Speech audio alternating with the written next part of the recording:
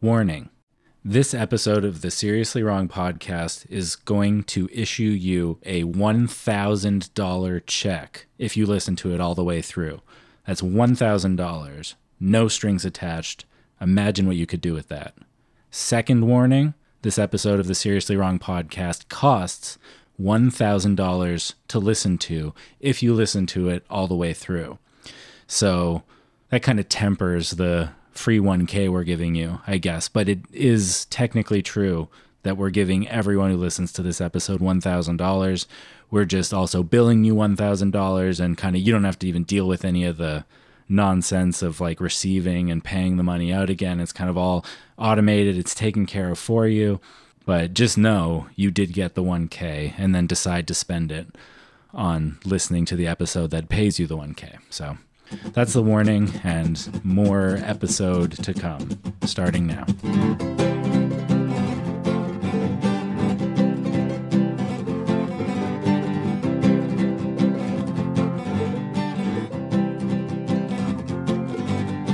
I'm wrong, you're wrong, we're seriously wrong. I'm wrong, you're wrong, we're seriously wrong. I'm wrong, you're wrong, we're seriously wrong. I'm wrong, you're wrong, we're seriously wrong. Hey everybody, welcome back to the Seriously Wrong podcast. We are your hosts, the Wrong Boys. My name is Sean, I am Aaron. and we try to do a show every week. And now it is time for the part of everyone's day where they ask for money, and it isn't weird. I can tell from your posture that you're really comfortable with this part. It's like breathing to me, and it feels just as natural. I take a breath in. I remind people to head to Patreon, $6 a month. Get all the bonus episodes, help us keep making the show. Means so much to us. I take a breath out. It's just natural. I take a breath in. I'm like, there's a Discord server, private Facebook group.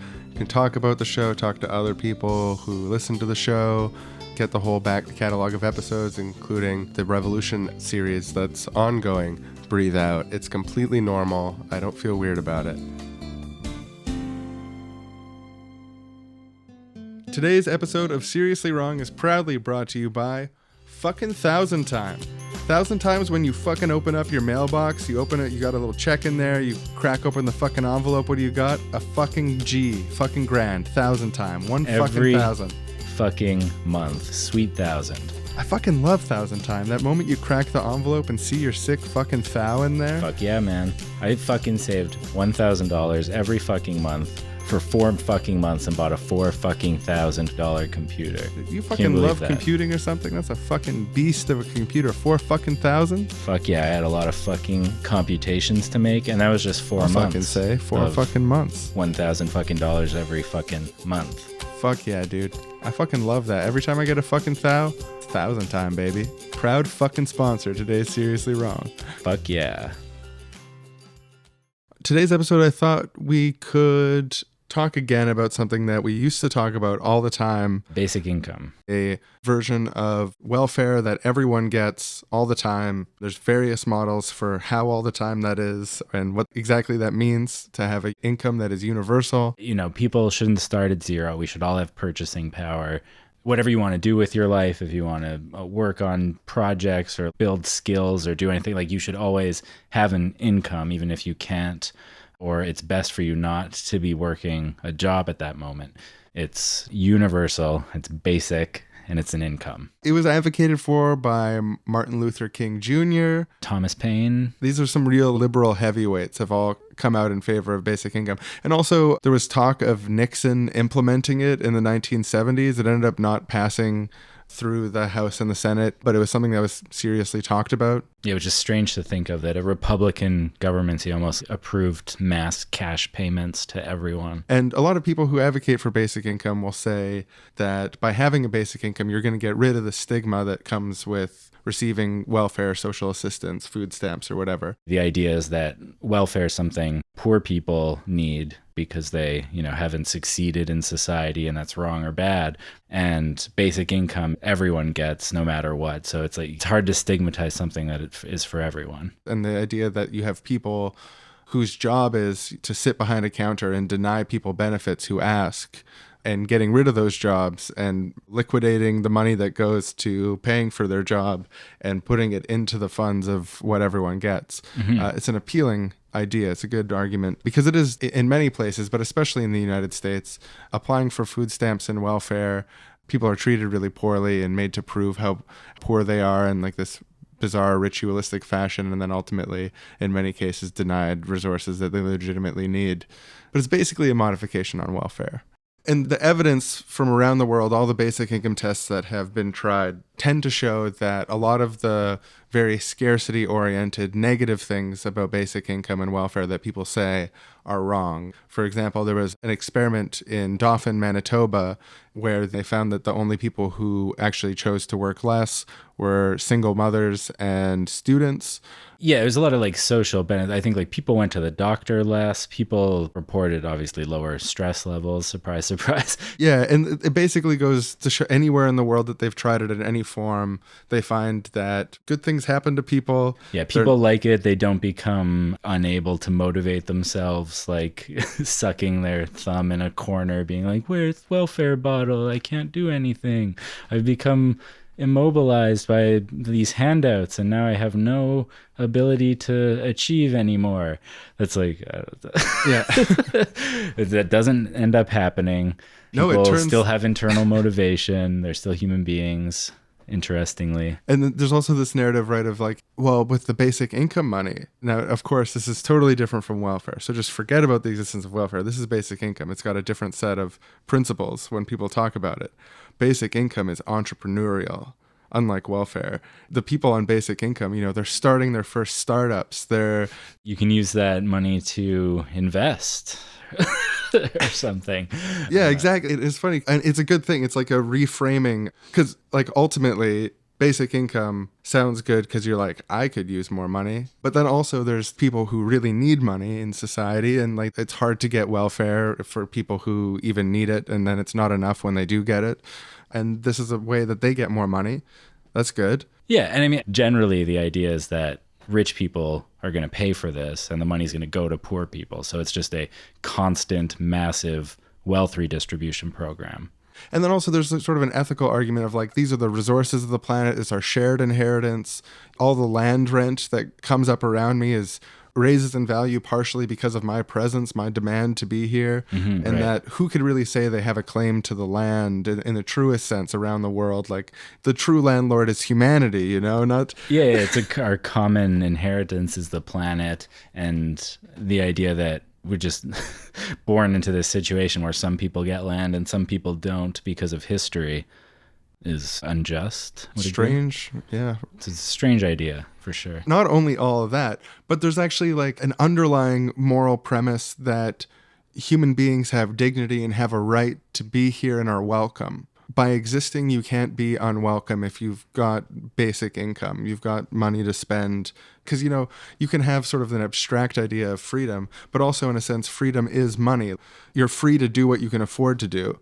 Like I'm free to get a plane halfway around the world tomorrow if I want, but can I afford to take the day off work? Do I have enough money in my bank account to do that? Right. So in a really meaningful sense, the basic income is a distribution of basic freedom, universal basic freedom. So yeah, that's the description of why I like basic income, how we got here today. I think it's an important part of the conversation. And... And I even once wrote an article in Rank and File. You can probably still find it online. Rank and File is a Canadian labor publication. And someone had written an article called Beware of Basic Income, where they were criticizing basic income and saying that it was a neoliberal plot, that basic income was something that... meant to appease the masses, throw them table scraps, hook them into capitalism, making them dependent on this basic income, leading us into a sort of neo-feudalist, neo-libertarian future. Something like that, yeah. Warning, look who your fellow travelers are here. Now, so one of the appeals of basic income also is that it's got wide appeal across the ideological spectrum, something that people from Martin Luther King to Milton Friedman agree upon. Right. What a beautiful coming together. But then what this article was saying, and this article incidentally was by Michał Rozworski, who is on our episode, The People's Republic of Walmart. Yeah, right. So in his article, he was criticize and say, hey, look who you're traveling alongside. What is their version like? The broad idea, sure, may be fine, but is this a really strong leftist idea? Is this something that we should just go along with? And I wrote a response piece, beware of a future without basic income. And I went through the sort of arguments, the classic basic income arguments, why it's good. And that was it. He was totally cool with it. It was never like we hate each other now you or guys something didn't like fight that. or anything when we had him on the show. No, we get along great. So I totally love basic income. It's so good. It's such an important thing. And like the future has got to have basic income. However, there's a however. I've recently become a little bit concerned about basic income and the way that it's talked about. And I've been getting extremely online about it. I've been like multiple hundred comment threads about it.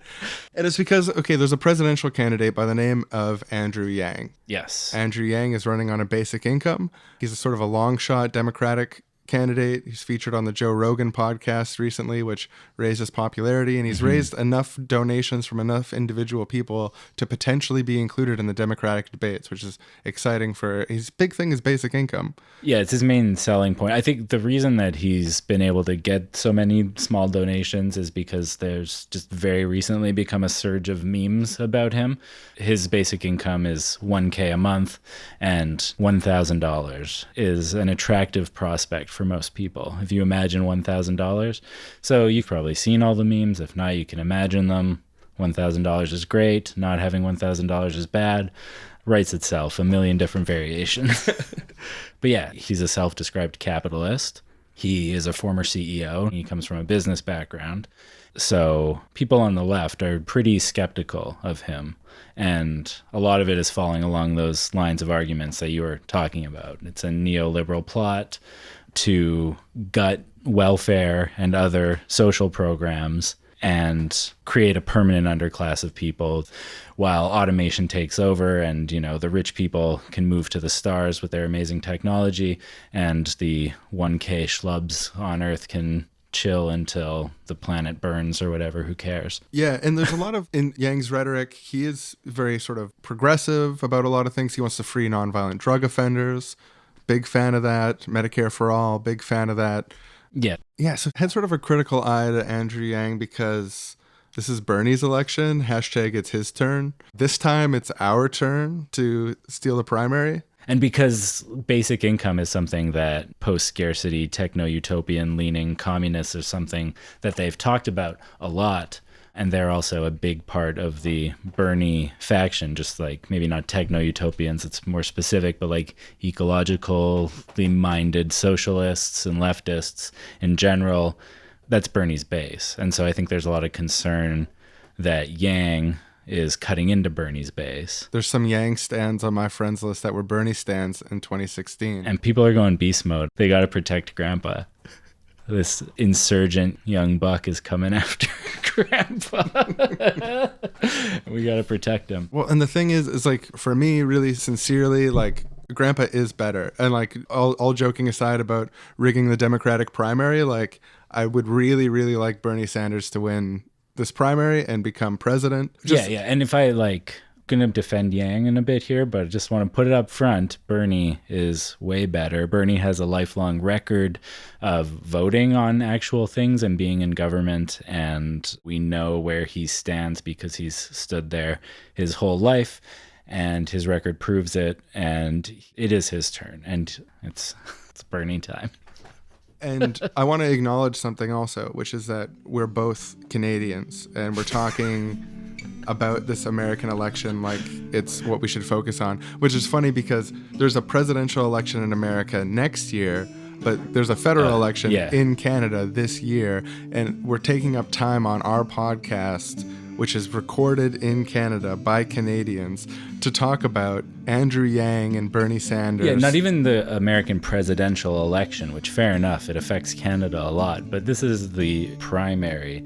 Like, I've had more thoughts and opinions about the Democratic Party primary than I've had about our entire real election that's going to happen in a few months. And I want to acknowledge that because it is bad in a sense that Canadians get sort of caught up in this. Bernie Sanders is the most popular politician in Canada. Like, if you measure public opinion, Bernie Sanders is the most popular politician. People have done that. They like pit him against Canadian politicians as well. Yeah, I think it's like favorability and awareness. Like, he's just way at the top. That's so But funny. Canadians don't know there's 3 major parties, and one of them has basically just been sort of like the Bernie Sanders-ish party, like outside left pushing in, and they went more conservative starting in the late 90s up until recently, but the NDP.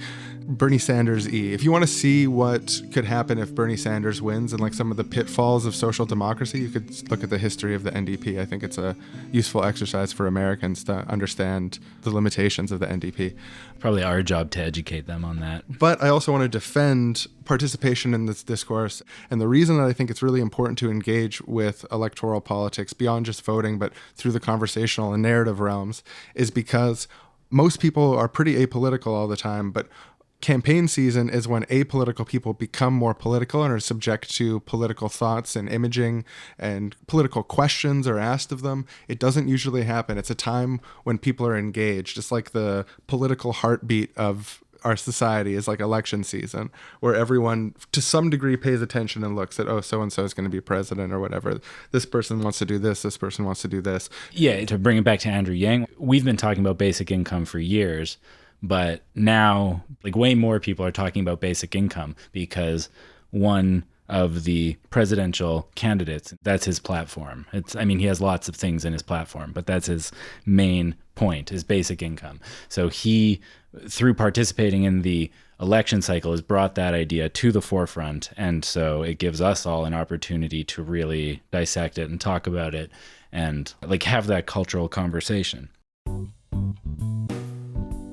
Today on the show, we're going to be brainstorming some brand new universal basics. Just really basic things. You'd want universal basic food for everybody, universal basic housing for everybody, universal basic clothing for everybody. Yeah, and on Earth right now, societies at their best deliver something that can sort of approach that in some ways, where you have like community organizations distributing clothes and food. And if you want to build universal basic housing, I think the way to do it is just build a whack ton of housing and then make it income tied. So like you're paying a percentage of your income fixed. Then you have the richer people participating in it, subsidizing the units of the poorer people. And it's universally accessible, but it's also class conscious. With universal basic food, one way to implement it would be to require, we have these food dispensaries all over every city in the world, restaurants, utilize them to offer one basic free meal at least, universal basic food, or have participatory community restaurants where big meals are made for large groups and it's all given out for free. And that kind of combines universal basic food with universal basic community spaces. We already have universal basic books in the form of libraries. Yeah. And that's not ownership of books, that's access to the content of books, which is available free to anyone to sign up for a library card, pick out the books they want, borrow them, take care of them, read them, and return them. Now, that's a model I'd like to universalize. Yeah, well, universal basic books could be made so much more universal with free ebooks for everyone at any time. Maybe you'd need universal basic Kindles to make that work. Then that opens up the door for like universal basic Netflix, universal basic tablets to watch the Netflix on. Totally. Sounds good to me. Universal basic massage, I think, is just it's part of a well-rounded society. Sure, yeah. I was just thinking universal basic yoga classes. Universal basic access to recreation facilities. Universal basic skills training. Any skill that you want to train in, you should universally be able to be trained in that skill, because obviously more people who have more skills really benefit everyone in society. So that would be kind of a acceleration to a much better society very quickly with that universal basic program. Yeah, there's a lot of things that I could see a strong argument for making the universal basic program of it. First starting with what's absolutely needed and then moving on to what would be nice, which is pretty much everything. Like universal basic sofas. Looks around room trying to think of next. Yeah. What else should be universal and basic? Universal basic podcast co-hosts. Fine, I'll look out the window. Universal basic bricks. Universal basic sky. Yeah, that's true. Well, because now you don't really have that, because in some places, Like, you can't see the stars at night because there's so much light pollution. They don't get the same sky as people who don't have as much light pollution. That's not even touching universal basic space flight. Oh, when we get to universal basic space flight, hop on a universal basic trip to the moon. Universal basic ending sketches in a timely fashion. Well, yeah, that is something that this podcast supports and always, always, always tries to do. To end sketches in a timely fashion, on time, quickly, before the joke is played out for too long, or it takes too long, or you feel like, when is this going to end? That's not what we try to offer. Maybe we haven't always delivered, but we do try to offer that universal basic timely ends to sketches. So as we're wrapping up this sketch, it's just good to mention that in as wordy a way as possible. Absolutely, yeah. And there's a few more universal basic things we want to cover before we actually end the sketch. Universal basic plane rides, universal basic cat petting, universal basic high fives. Oh, universal basic beachfront property. Because people always act like, oh, everyone can't have beachfront property. And it's like, well, you could. I mean, depending how you set it up. For a time share shares. of time. Yeah. Universal basic spending the summer in an underwater sea city. That's the type of guarantees coming up the pipes, folks. Oh, and of course, like the biggest kind of overarching things that would encapsulate all of these goals in various ways would be universal basic tubes and universal basic sorting for all of our tube and sorting needs. It's kind of obvious how that would bring about all those other things we mentioned, but it is good to kind of zoom out at the end of the sketch and just... Yeah, you can't build a utopia without mastering tubes and mastering sorting, and that speaks for itself. And the sketch is ended in a timely fashion now. Do you want to do an outro voiceover for the end of the sketch, or that just let it hang with that? No, I think we can let it hang with that. I don't think there's any need to do anything after that. We could leave it at that. We'll go back to the show then. Just like right away, back to the show and just like right back in. Yeah, now. So I think there's different versions of basic income. You can take basic income in a really good direction, or you can take it in a bad direction. So I've got a critique of Andrew Yang, not just in his basic income policy, but his overall proposal and his overall vision. I like the basic income part, broadly speaking. The specifics of his basic income implementation, I really don't like. Part of the way that he argues for paying for basic income is that basic income is going to replace other services. So if you're already receiving welfare or food stamps or something like that, basic income will either top up the difference to $1,000, or you can trade whatever you have in for a $1,000 basic income check. As part of the way that he'll justify how we're going to pay for it and how we're going to make up the money. It's also part of sort of the argument of Andrew Yang that we're going to give $1,000 a month to everyone, including the richest people in society, because it's universal. We don't want the bureaucracy. We don't want to have this admissions process where we're excluding people. Just the billionaires are going to make up for it because they're going to be paying more value-added taxes, which is our source of revenue here. Also capital gains taxes and financial speculation taxes, and he wants to heavily regulate financial markets and tax capital gains. It's part of his human-centered capitalism to save capitalism from itself with good regulation. Social democracy. That's his name for social democracy, is human-centered capitalism.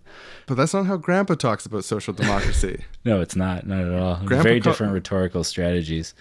But yeah, sorry, not to lose the point that you were just on, there is this kind of weird tension where he's saying it's universal, so everyone gets it. If you make $1 million a year, you still get $1,000 every month. But if you're on food stamps and you're currently getting $500 worth of food stamps, you don't get $1,000. You might get a top up to $1,000, so you might only get $500 extra dollars. So under this program, they're willing to implement enough bureaucracy to make sure that poor people have to choose between benefits and getting the $1,000, but they don't want to make room for the bureaucracy that would prevent millionaires and billionaires from getting the $1,000 there. Yeah, and I'd already been looking for reasons to not like Andrew Yang when I pieced this together, but holy fucking shit, man. He's talking about a universal basic income where, it's too much bureaucracy to keep Jeff Bezos from getting it, but to let someone keep their food stamps and then also give it to them, we need to put a bureaucracy to prevent that from happening. Just a little bureaucracy against the poor. Yeah, I mean, we wouldn't want a big bureaucracy against billionaires, against people who earn more than $100,000. Like, there's no argument for basic basic income beyond $100,000 a year. Jesus Christ. And maybe if you're supporting a family of 4, something like that. But generally, I agree with you. Yeah, I'm trying to think. What even is the defense there? Oh, yeah. The idea is, okay, those people on food stamps do get the 1K. It is universal if they're willing to give up food stamps because they're not going to lose anything. They're either going to get more money, or if their benefits are more than 1K a month, they can just keep the current benefits that they have. So nobody's going to lose anything. That's the counter argument. But it still doesn't really, at least not for me, it doesn't explain why we're making those people choose and it's blanket for everybody else. See, I've argued with dozens of Yang heads, and they just ignore that one. They'll focus on, I've got other arguments I make as well. Yeah, my sense is generally they're like, okay, that's not great, but again, nobody's going to lose anything. If you're deep in defending Yang, you're not going to want to like admit this point. But I think generally, if you spoke with someone face to face, they'd be like, yeah, that's not great. That's not my favorite part. Mm-hmm. But this will still help many people. It'll still like millions and millions of people. A lot of people will get a benefit from it. It'll make a big difference in a lot of people's lives. Yeah. And I can pinch my nose and accept that Jeff Bezos gets it, because even though we're going to give $39 billion in subsidy to the 1% directly under Yang's plan, which it would be dishonest to mention that without also, of course, mentioning the capital gains taxes and the financial speculation taxes. And that amount of money is more than offset by all the taxes they'll be paying. So it's important to note that every single time you bring that point up. Otherwise, it'd be dishonest. Yeah, it would be. And I think I agree. And it would be further dishonest to not then, on top of that, mention that although it's technically true that the rich will be paying more under this system through these various taxes, these taxes are actually already ethical in themselves without the need to pay out $12,000 a year to Jeff Bezos, should be fought for anyways, regardless of the basic income. And if you choose to not give that $39 billion to the top 1%, you could spend it on, for example, giving more money to the people who actually literally need it, because $1,000 isn't enough to live on in many places. And especially in the context where you're arguing that for budget reasons, you have to scrape back people's fucking food stamps. But the rich, we can't have a bureaucratic body that's going to gum up the works, keeping literal billionaires from getting free money. As this argument online is developed over the course of the past few days, you stumbled on the billionaire thing first and like how they'll end up getting $1,000. I was like, yeah, that's a good point. Like we could cut them out. That would be good. But it doesn't really bother me that they do get it because it's being offset and whatever. And it's kind of almost like a sassy thing to be like, oh no, it's universal. You get it too, billionaires. Like you're taking like all these like $1,000 bills out of their one pocket and then just like putting a dollar bill in the other one and being like, see, it's equal. You get it too. And there's something like kind of spit in the face funny about that. But when you combine it with the fact that you're making people who are on benefits choose between those benefits and getting the 1K, it is a pretty powerful image of like, here's your $1,000, Jeff Bezos. Oh, person in social housing and food stamps. You can switch it out for 1K if you want. Like, no. Oh, I've got $750 between my welfare and my food stamps. Oh, there's an anti-poverty crusader coming to office. He gave me $250 and gave the richest man in history $1,000. You know, we should really listen to you Silicon Valley tech guys more. Yeah. I mean, and like, of course, overall, his plan would put trillions in the pockets of the bottom 99% and is a massive wealth redistribution thing. But it's just, the optics of this particular thing and just objectively making people choose between benefits and is not good. It's reiterating and repeating the humiliation of the welfare system that's critiqued in the concept of basic income itself, that the poor have to prove themselves to these bodies, and then you're going to create a new parallel body, make them submit to a process again in the name of not submitting them to the process. It's completely absurd. Yeah, I feel like it's his right-wing capitalist sensibilities there with this like We're getting rid of the bureaucracy of these other programs. But there's different things that you might call bureaucracy, and some of them are good and some of them are bad. Like you could say bureaucracy, the staff that are administering programs, that bureaucracy is always going to have to exist. Then there's also the bureaucracy of like doing paperwork, and it's like, okay, well, you still need to make sure that the people you're giving basic income checks to or welfare checks or whatever actually exist. So you can't just like send a bunch of basic income checks out based on like what could be like stale records. You have to touch base with people in some way. You could make it sort of hands off, but ultimately there needs to be some administration of it. Like I've worked on the front lines a couple times interacting with people here. And so our system with social assistance and disability in BC is a lot more progressive than I think a lot of places in the US. Like there's more benefits here, but we've got low benefits for Canada for people in these situations. So I've interacted with a lot of people and tried to help them to access services. So you know what it's like to deal with the red tape and the bureaucracy and this bullcrap that the Yang advocates are like, we get rid of all that. Yeah. Yeah. Well, I can tell you from my experience here in British Columbia is that the problem isn't that you have to apply. The problem is that the conditions that fit application are too small. And if you make the applications that fit the condition much bigger, it'll work like clockwork, you know? It'll really just like you fill out the form, you get the money, it's easy. Today's episode of Seriously Wrong is proudly brought to you by $1,000. Here, just for you. You can have it. For me? $1,000? Here you go. Cool. Thank you. Why? Why are you giving this to me? It's called basic income. It's when I give you $1,000. Just this one time? You're just giving me $1,000? Oh, no. I'll be back in 1 month to give you $1,000. Really? Again. So yes. a second $1,000? No. Over and over again. Once a month. Heretofore. Once a month heretofore? Really? For real? Absolutely. Oh it's my called God. basic income. Do you support Holy that? crap. Yeah. I mean, with $1,000 in my hand. Like when you first handed me this, I was like, oh, my dog needs a surgery and it's cost $1,000. I thought I was going to have to let him die. Nope. Now I can save his life. Your with this dog can live. $1,000. And then when you said I'm going to get a second $1,000 in a month, I thought I can finally go on that vacation I've always wanted to go on that I was always $1,000 short for. That's $1,000 shaped hole that the basic income can fill. And then when you said every month heretofore, it was just kind of like, whoa, it's like I don't even know where to go with that. I've always just been scraping by, and now this is going to allow me to get some kind of positive traction. Totally. Going from not having it to having it is definitely going to be a big step forward to you. But after that, you're going to get used to having it, and you're going to spend it way faster than you think, and you're going to take it for granted. That's what you think. I'll never take this for granted. I'm going to be just as grateful every single month. It'll be like the first time every time, and I'll be so excited. I'll never adjust to the new amount. It'll always be like extra on top. After a certain period of time, as the cost of living gets higher and higher, inevitably, not just because of the basic income, but just inevitably, and basic income doesn't rise, it's going to become something that's a smaller and smaller impact for you as someone in middle to lower income, but to the people who are living on it, it's going to become unbearably low to live on. There's going to have to be prolonged fights to re-up, raise basic income. We want basic income $1,500. We want basic income $2,000. Obviously, with the rate of inflation, these cries will come far too late. That's a great point, but it did also just remind me how poorly all those people might be doing if they didn't have any basic income. It's like my rent goes up whether or not I get a basic income. The rent still goes up. So still overall much better.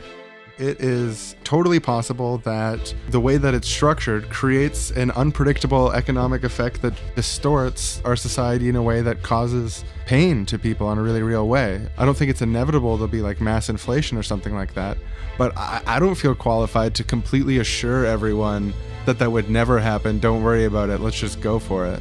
I wouldn't completely assure anyone about any positive change in society, like introducing a housing first policy, for example, giving everybody a home. There might be unintended consequences. It's always good arguments made. Usually it's conservatives making those arguments, but to me it doesn't seem like a reason not to do something. It just seems like a reason to be careful about how you're implementing it and do it right. I think all of these challenges are not insurmountable whatsoever, and it's important to be fair-minded in dealing with these things. So here's your $1,000, and I'll see you in, what is it? Just 30 days this time, so I'll see you soon. Wow, I am so excited. I'm going to go save my dog's life. Thanks again. Don't take it for granted. I won't. $1,000 fucking dollars just for you. Proud sponsor of today's Seriously Wrong. And And now we go to two people having an argument. Look, the reason I want to give everyone $1,000 a month is because I am a democratic socialist. I think so that society stupid. Makes no sense. I want to give everyone $1,000 a month because I am a human-centered capitalist. That's what makes sense. Capitalism is the worst thing in human history. Why would you want to identify with the evil empire? Bit ironic from somebody who's identifying with the literal worst thing in history, killed millions or maybe even billions at this point. Socialism. Hey, I'm a democratic socialist, okay? I'm not the state capitalist, communist, history stuff. That's not me, okay? I'm not going to take your all smears. the while, you're just like ignoring the fact that my capitalism is human-centered. The most income inequality in all of history, the most wealth inequality of all of history. That's not human-centered. The only center that humans are going to under human-centered capitalism is the center of a jail. The private prisons in capitalist America, they're the biggest in the world. They hold such a high percentage of the population in prison doing labor against their will, and often for nonviolent crimes. Okay, so you're telling me that you expect a calm, cool, rational, intellectual, human-centered capitalist like myself to trust that a bunch of quote-unquote democratic socialists are going to know how to move to a better society? I don't think so. Human-centered capitalism is new, it's fresh, it's exciting. Socialism is old, it's stale, it stinks of death. I'm not going to trust someone who's like, oh, I'm a human-centered capitalist. Capitalist, the greatest system of oppression in human history. Yeah, I'm going to trust someone who identifies with that. Yeah, let's do Medicare for all together. No thanks. If we don't get a human center to our capitalism as quickly as possible, the climate is going to annihilate all of us. We don't have time for more failed socialist experiments. Look, we've already tried to deal with climate change with capitalism. They thought it was human-centered too. The only way that we can deal with the catastrophic climate crisis around the corner is by heavy state public investment planning, putting people to work on a massive scale. The thing that's been effective at putting people to work and getting things done, achieving things in the real world has always been capitalism. All socialists think that they're quote-unquote democratic, but they're not. They reveal their hidden authoritarianism every time. What's more authoritarian than the capitalists withholding the life-saving medicine from the little girl? That's the old capitalism. I'm saying human-centered capitalism. That little girl's at the center. I'm just saying that there should be a market society, there should be police, there should be military, nation-state borders, a democratic apparatus, and a slow, reform-based transition to better taking care of people instead of just the rich people at the top. It's the stupidest thing that I've ever heard. What we need is to take our current society as it is now with police, markets, military, nation-state borders, and we need slow reforms that allow us to make our capitalism take care of everyone. Wait, is your human-centered capitalism democratic? Yes. Is your democratic socialism human-centered? Of course, yes. Does your capitalism involve state planning around public good? Yeah. Does your socialism include the buying and selling and trading of goods on an open market sometimes? Yes, absolutely. Obviously. What? I don't live in a fantasy world. Well, I guess we're never going to agree. Yeah, fuck you. Yeah, you're hyper wrong and stupid. Shut up. You're my enemy. I'm going to shut up, but it's only because I imagine eventually you'll also shut up afterwards, and I'm just praying for that. So this is me shutting up to get you to stop. Oh, no, I can't say anything. Yeah, I'll just be quiet. That'll show him. I won't even say a thing. I thought he outsmarted me. He was like, you're going to say something, but then I didn't. So yeah, fuck him. And that was two people having an argument. That's what it's like. My main argument of why I wouldn't be upset if Yang won is I think about myself and I think about all the people I know, and none of the people I know are millionaires. Many of the people I know don't have enough money to get by comfortably, including myself a lot of the times. And I think about what a major impact getting a basic income of $1,000 a month would have on me, on my friends, on my loved ones, on the vast majority of the people in America who aren't making enough to get by, or people who've been denied benefits that they need and are getting nothing currently. They would get the 1K. I agree there's some real problems with Yang's specific proposals. Even if they were implemented with all those problems, millions and millions of people would have better lives, like right away. I think if there was another candidate putting forward a basic income proposal that didn't have that, a lot of the people who are really into Andrew Yang right now might like them better. Yeah, I think a proposal that they could pitch, just off the top of my head, is say like $1,000. Top of your head. Yeah, 'cause I've been I already knew. I've seen you comment this proposal like multiple times. I've been developing this proposal over a course of multi-days of arguing with the Yang stands. Sweet people. Meanwhile, love them actually. Something like 30,000 or less, you get the full basic income, and it rolls down proportionally based on your income up to like 90,000. It's not means tested at the point of application for it, but you do have the option for them to withhold based on what you expect your income to be. And at the end of the year, as part of your taxes through the IRS or whatever the income body is of the country, if you've taken more basic income than you're actually entitled to, say you're a millionaire, then you have to return all or part of the basic income based where you are on the scale. So not only would this cut the cost of the basic income proposal 30, 40%, something like that, it would also mean that you could not roll back the benefits for people who already have it, because they need the money way more than Jeff Bezos, and you need to have a meaningful anti-poverty element to this. Smooth as jelly. You call them up, you say, hey, I want the basic income. They're like, hey, what's your income going to be like this year? Do you mind sharing with me?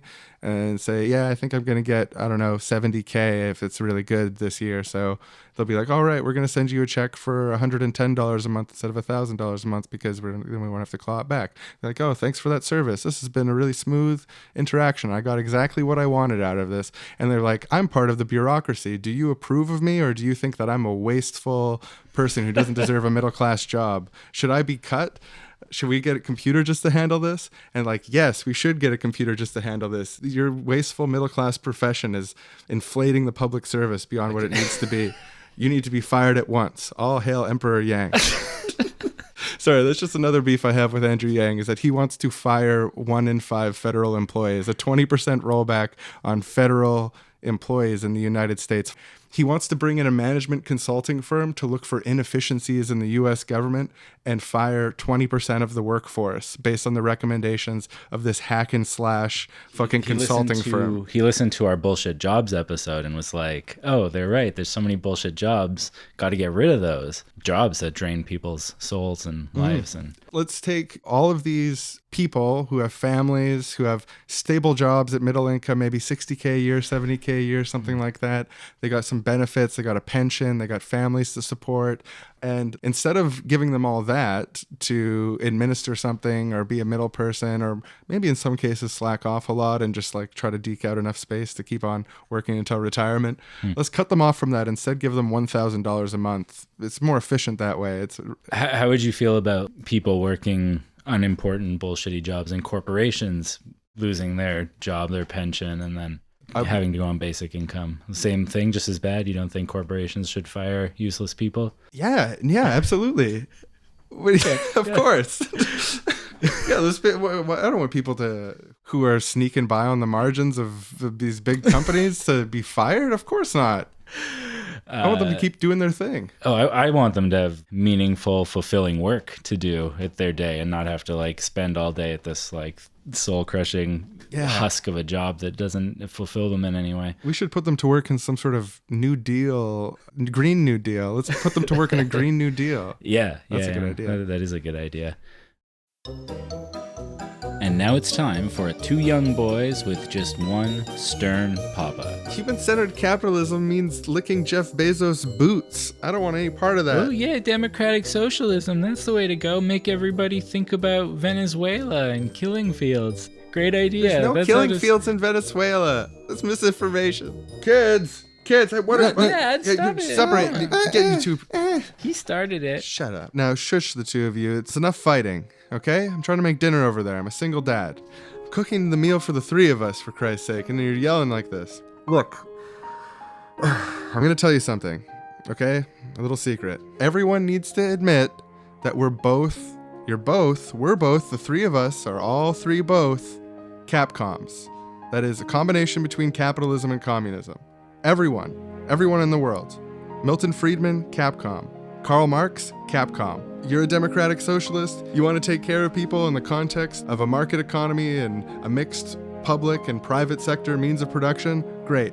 Hey, you're a human-centered capitalist. You want to have a mix between private and public economy and a market and take care of people? Great. Everyone agrees with that. The state capitalist communist projects of history also did that. Even anarchist communes that withdraw from society in a limited regional space still participate in both capitalism and communism in different ways. Everyone, you're just Capcom. It's like, oh, I'm this ideology. Oh, really? Well, what do you think about the means of production for the foreseeable future? Oh, mixed public and private. Oh, and a market economy, but also things to take care of people. Welfare. Interesting. Hey, has anyone around the world ever escaped that? No? Okay, we're all Capcoms. Okay, kids? Stop fighting. Do you guys, I can't remember, do you like lots of garlic or just a little bit of garlic? Lots of garlic! That's my boys. That's my spicy boys. Speaking of spicy boys, do you want hot sauce on the side or in it? On the side! Yeah, that way you can pick your own amount. Just like everyone picks their own amount of Capcom and they can't escape it. Dinner will be ready in about 25 minutes, kids, so please stop fighting. Okay, Dad. Thank you, Dad. We need to have a really critical conversation about the different types of basic income and the different rationales that go into it. There's no difference between welfare and basic income in its goal and function and the purpose of it. The reason Martin Luther King supported a basic income is because some people need money. So you're fulfilling the role of basic income if you give the people who need money, even if you withhold it from the people who don't need money. And that's the same with any sort of like universal system. Universal healthcare doesn't mean that you give everyone an identical heart surgery regardless of whether or not they need it. If you've got the Jeff Bezos of hearts, which is just this beautiful, stallion of a heart that pumps blood so perfectly, You're just calling Jeff Bezos a stallion, a beautiful stallion. When it comes to fucking income, yeah, right. No, I'm just being silly. He is a stallion of income, and I'll proudly say it. Yeah, no, I mean, the idea that to make it universal, you have to give it to everyone is stupid because you just say it's universal that anyone who falls below $60K a year gets this or whatever, however it works, phases in, out. It's universal if everyone can access it if they need it. If you're going to have socialized medicine in a country, you've got a single market for medicine. You don't have a private market competing with it. It's not a little add-on that you make for poor people. That's different. Universal medicine is different, but there's a functional reason why you need to have one big, it's like an insurance policy where the rich pay in and get benefit. They pay in a higher proportion than the poor do, and everyone gets a benefit in the end. And there's a collective cost reduction that can come out of that. But income is different because we're not talking about universalizing the income market to being the sole domain of government, that all payments come from the government. Basic income is a tag on to the sort of free market capitalist economy that says no one's ever going to fall below this level, and we help people up to this level to make sure that they have a basic standard of living. If I was going to compare it to healthcare, it'd be like everybody pays into the pot, just like with healthcare, and with healthcare, if you're sick, you get access to a doctor. With basic income, if you don't have enough income, you get basic income. And that's for everybody. If you don't have enough income, you get basic income. That's universal. Yeah. And I think also we have to, the Yang thing has just really convinced me. I got into the extremely online wormhole arguing mode where like you're not using your time on Earth wisely to continue engaging. But it really clicks. And especially when you're arguing against what feels like an infinite wall of people and you're like Neo from the Matrix, like, got you. That argument's bad. Boom. Bah. Who doesn't love that? It's completely normal online behavior. But we need to actually uphold the value of welfare itself. I don't think we can destigmatize receiving welfare by giving welfare to billionaires. I don't think that is the right way. Like, oh, Jeff Bezos gets welfare. You shouldn't be too ashamed to take it, homeless guy. Because what's stigmatized isn't receiving government benefits. What's stigmatized is poverty. I mean, people do stigmatize receiving benefits. Like, I think if you had a poor person who does take benefits and a poor person who doesn't take benefits, well, obviously they're going to say, well, good on you for your bootstraps, but right. You're still scum. There's stigma for both. Yeah, and Yeah. if you look at someone who gets a really great deal interacting with the government, like gets more subsidy than they pay in taxes, well, that's just entrepreneurial business skills, It's perfectly okay for the rich to receive welfare in various kinds, various subsidies. So the subsidy itself isn't the problem. That's already destigmatized, I think. What's really stigmatized is benefits in the context of poverty, especially in this idea of being unworthy of receiving it. So just like if you set a high ceiling, 90,000 or whatever, you're going to get part of a basic income check.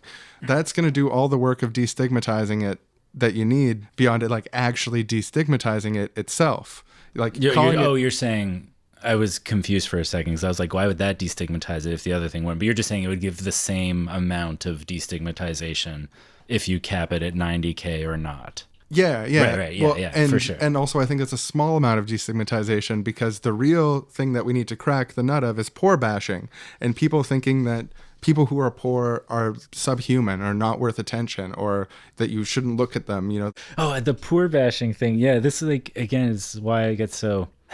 Seeing these people in these groups who I know have good jobs and a lot of money, who are just going around like acting like giving all low-income working people in America $1,000 a month wouldn't be a massive benefit to them. And it's like I'm trying to make this point and be like we have criticisms of Yang, sure, but like you will acknowledge, right, that this would actually like really help a lot of people. And then they're just like, oh, but it's $1,000 though. And I'm like, dude, you're fucking... Don't mock people who are like really passionate about this because they've had bad experiences with the welfare system or like they know everyone in their life who would really benefit from this. And they're like, hey, like, I like this, right? Like this would be really good for all of us. And they're like, oh, but it's $1,000. That's what you sound like. There's so many people on the left who are just not like, oh, Yang's proposal is insufficient. It has a lot of real problems that we'd want to address, hopefully before passing it or after passing it. It's very, very imperfect, but it's still obviously better than not having a basic income. So ultimately, I would support it if there wasn't a much better candidate available who I, of course, have to give preference to because he has a lifetime legacy and he's amazing. But I understand the reasons to be like, meh, but I don't understand the reasons to be like, no, he's so bad. I don't want him to get in.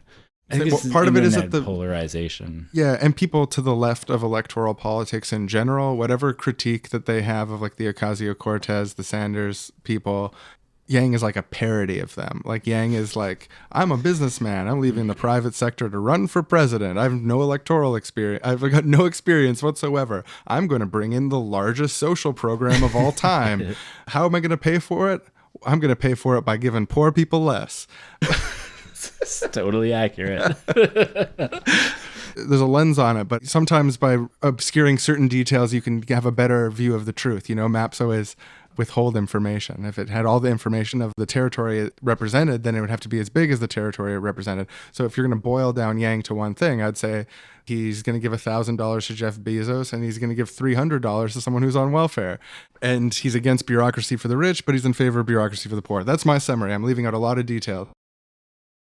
Welcome back to the Seriously Capcom podcast. We are your hosts, the Capcom Boys. I'm Sean. My name is Aaron, and we exist in a world where everyone acknowledges that everything's Capcom all the time. The video game company Capcom doesn't exist because they wouldn't have chosen that name because Capcom is a common phrase in this world. There's a lot of assumptions that we have going about our day-to-day, and one of the ways that our show kind of breaks the fourth wall is by talking about those assumptions in a really frank and open way. Like, for example, in this universe, people understand that communism is a really pure, specific thing. It's a system that has very rigid definitions, and anything that deviates from that system at all is not communism. And the same thing can be said for capitalism. It's a very specific, rigid system, a free market, zero regulations. Anything that deviates from that is not capitalism. And so neither capitalism or communism has ever existed. What has existed in history has all been Capcom. I'm more of a Capcom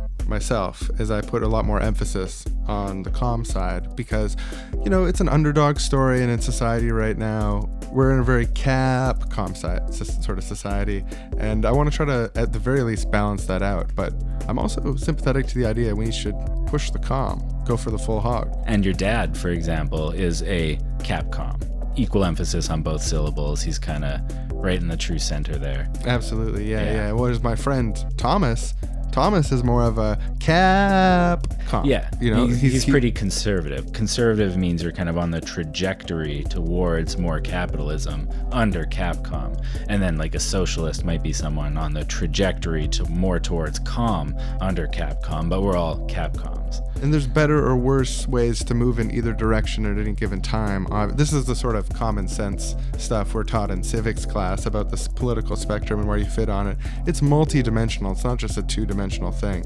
There's all sorts of weird variables there, but the spectrum itself is called Capcom, and you can't escape it. And that's what our show's about. That's what we're here to celebrate.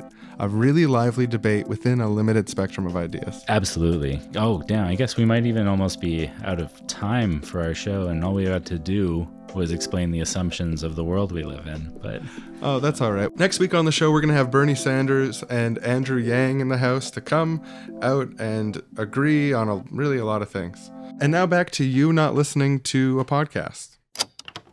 What were we saying before? I want to mention a few of Yang's other proposals. He has a lot of policies on his website. Haven't read them all, only a few. But I did want to mention a few that I either like or are interesting in various ways. One that I actually like quite a bit is he wants to make online voting a thing and voting with your smartphone a thing. Another thing that scares people, I think, because hacking and... Yeah, the security is always the concern that people bring up. In general, I do think that's where we need to move, and that's going to make more direct democratic possibilities a reality, and like I support movements to do that in general. Yeah, I think it's a great aspirational goal. It would be in my utopia, some variation on that. He has something called the American Mall Act. Like he really loves malls, I guess, and he's sad that they're all going away, and he just like wants to put money into turning them into like community centers, like with some shops and with other kinds of spaces, and it's super vague, but it's sad that malls are closing, and I want to do more. That's sort of interesting, yeah, because like the original idea behind the first proposal of malls have become this hyper-capitalist reflection of the original idea of the mall, which is more in line with that. Like having malls be like social spaces. When malls were first proposed, that was sort of like the idea. But over time, they became more of a... Yeah, selling every available piece of square foot to a store, and then it's like there's nowhere to actually sit for free or do it. Like it's not a community space. Security guards to kick people out and stuff like that. But if you think of a mall with like having a library and... Yes, like half or more of the mall should be library, like various kinds of libraries. So yeah, actually I like that policy. It's imaginative. Yeah. And I'll give Yang a pass on that one. Here's another imaginative one. He wants to take 10% of the military budget and redirect it away from military things and towards a new section of the military that would be called the Legion of Builders and Destroyers. Normal name. It's like you fucking video game shit. He's really going for the gamer vote there. And what the Legion of Builders and Destroyers would do is rebuild infrastructure in America. So his website mentions roads, bridges, power grids, sewage systems, levees, and dams, which I love 10% of the military budget going to rebuilding infrastructure rather than fighting and killing people. That's a lot of money that is being way better spent, even with the weird name. The law also mentions derelict buildings, and this is something that kind of comes up in a few of his laws, like mentioning of urban blight, suburban blight, and derelict buildings. So the criticism of Legion of Builders and Destroyers... Apart from the fact it sounds like a Nintendo DS game. Yeah, to me, kind of a plus. It's cool. It's interesting.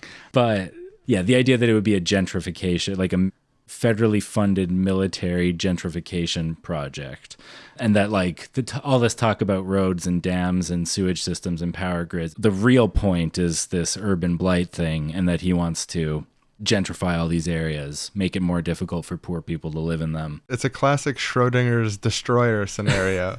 Is it going to be a good destroyer or a bad destroyer? I don't know. Roll the dice. Yeah, is this legion going to destroy bad things and build good things, or is it going to like destroy necessary things and build overpriced things that people can't use? And are we making it part of the military to take advantage of their organizational structure, access to resources and people, and also as a rhetorical device about the moving of the budget? Or is this literally going to be soldiers walking through my city destroying old buildings that they deem to be not up to beauty standards? Yeah, well, yeah, and that's the other thing is he said that this force, this legion, would have the ability to override state and municipal regulations and zoning restrictions and stuff. So basically they could just do whatever they want regardless of what local governments say. I don't know, he wants to cut through red tape or something, I guess is probably the idea behind that, but that just sounds scary. I'm sorry. I want to love it, but I can't fully love it. Lowercase L love on that legion. Something I do fully love him for, and this is the last policy that I'll mention, is he recently came out as an intactivist.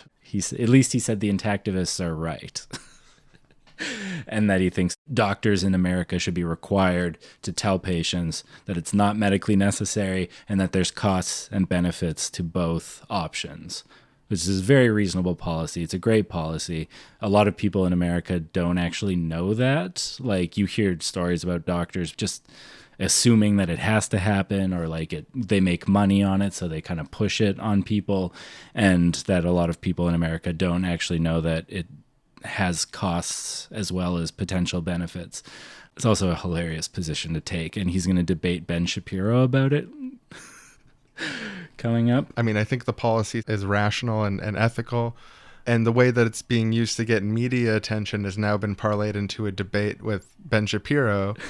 It's really, really brilliant outsider strategy marketing. So I hand it to the Yang team for this one. Yeah. The policy is fine, and like I'm not passionate about. That's not what I would push for first. I don't think it's what Yang would push for first, but as a way to get a wedge issue in the media cycle and attention, it involves penises, so that gets a lot of eyes immediately. Like, which presidential candidate has a new policy on penises? I will tune into that debate. I mean, like, for me, hopefully this pushes more presidential candidates to come out with their position, pro or anti-circumcision. It's a funny thing, but it's also like something that I legitimately think is a real issue that matters. And like nobody talks about it because it's kind of weird and silly. Anyway, so that's some of Yang's other policies. He has a ton of policies, but I'm not going to go through all of them, obviously. And that's just one of 4 baby penis related policies. So you're going to have to read the whole Yang platform to find out his other 3 stances on the penises of babies. We now go to the year 2021, where President Andrew Yang has just been sworn in and is returned to the Oval Office to draft his first piece of legislation. Oh, heck. This is a beautiful office. I'm just going to kick my shoes off, put my feet up on the desk. Made it. President Yang, do you have a moment? Joe Rogan, my chief of staff, please come in. I'm a CEO. I know it's time to get down to work. Absolutely, President Yang. Should we begin the implementation of the Universal Basic Income program? There's something else to do first. We need a kind of immediate, easy win, something I can just do by fiat. I want to kick off a new era in American politics, and I want to start with a festival in downtown Washington, D.C., the Festival of the Intact Member. All right. What does that how does that go about? I want to celebrate intact, whole penises. One of the things we could do is kind of a competition. People with just fabulous foreskins could submit their foreskins for evaluation by me, Andrew Yang. The best foreskin will win the annual Andrew Yang Award for Excellence in Intact Foreskins. It's just kind of a celebration. I'm just picturing this being the centerpiece of the year from now on in American politics. You don't have a foreskin, do you? From what I understand, you're... Sorry, it's a personal question. I was just thinking whether you wanted to enter, but I'm probably getting ahead of myself here. Sir, I'm going to be frank. I feel like I've just stepped into the private sector because that is so innovative. Cutting edge stuff. You know, Wow. Like the true brilliance of one mind, one singular vision for America. I'm furiously scribbling notes here because I want to implement every detail of this plan. Good. I'm glad you like it because I have a lot more, but I was kind of nervous to get it all out right away in case you thought it was weird. Like the whole inauguration, when my hand was on the Bible and swearing in and stuff, it was just foreskins in my brain. So the way I kind of see this going down is we get everyone in Washington, D.C. to wake up at 5:30 in the morning and kind of like parade down the street, foreskins aloft, paper mache foreskins, like foreskin-shaped popsicles, and just...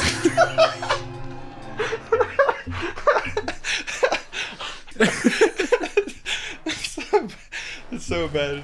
It's just not even shaped like a penis. It's just like, what even a foreskin popping?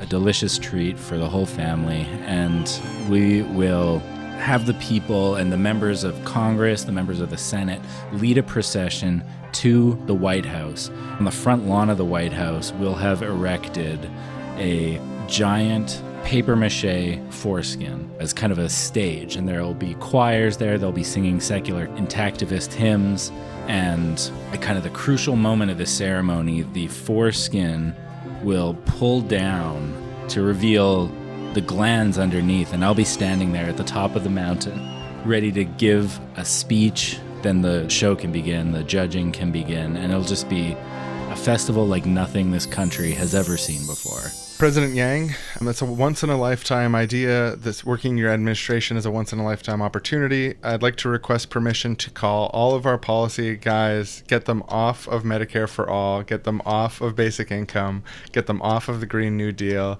get them off of the Legion of Builders and Destroyers, get them off online voting, get them off the Mall Act, and get them all on the yearly Washington, D.C. foreskin festival, as you've outlined it, and awards competition. Yeah, and we'll get to all that stuff as soon as possible, but priorities, right? You got to have priorities as a president. That's one thing I've learned so far. I have more ideas too. Like I want to maybe change the week to a 10-day week where the final day of the week is a celebration of foreskin, or maybe a celebration of the hatred of traitors who've removed people's foreskins, and that's extra stuff. We'll get into that maybe down the line. And so, President Yang went on to an 8-year term, which wrote over 7,000 laws involving foreskin. And even now, in the year 4000, the Yang Center for Excellence in Foreskins is the ruling body of Earth. The end. Today's episode brought to you by a last-minute addition to the show. So sometimes doing the show and I'm like, damn, should have said things. Should have said 3 things. Should have said 3 more of Andrew Yang's policies, for example. A good policy, a bad policy, and an ambiguous policy. The good policy is that he thinks there's too much focus on GDP, instead measuring the well-being of the country through more direct measures like quality of life, health-adjusted life expectancy, mental health, underemployment, income inequality, social mobility, student debt, volunteerism, infant mortality, quality of infrastructure, access to education, substance abuse, national optimism, just a lot of good things that are more important than how much buying and selling is going on in the economy. I think it's a great policy. Second, I'll do the ambiguous policy, which is he has a time banking proposal based on an app where you would get points for positive social civic engagement. Stuff like he mentions volunteering to help at-risk youth. Kind of like, aw shucks, can't we incentivize being nicer to each other? Like if you help a little old lady across the street, help your friend fix their appliance, you should get points for that. And then the community can decide different ways people can cash in those points, like going to a ball game or meeting the mayor or other kind of like hokey fun stuff like that. The reason it's ambiguous, however, is that if you think that Yang's policies are a Trojan horse for a kind of invasive, authoritarian Silicon Valley control state, as some people would say that certain elements of his policy indicate that might be what he's after, then this starts to look like the first steps to something much more sinister, where your point score on this social quote unquote time banking app. Like how many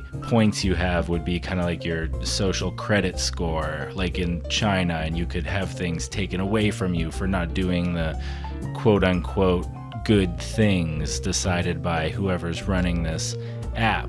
Obviously, none of the evil stuff is in the policy itself, but some people think that's where Yang's going, so the policy, I guess, is ambiguous.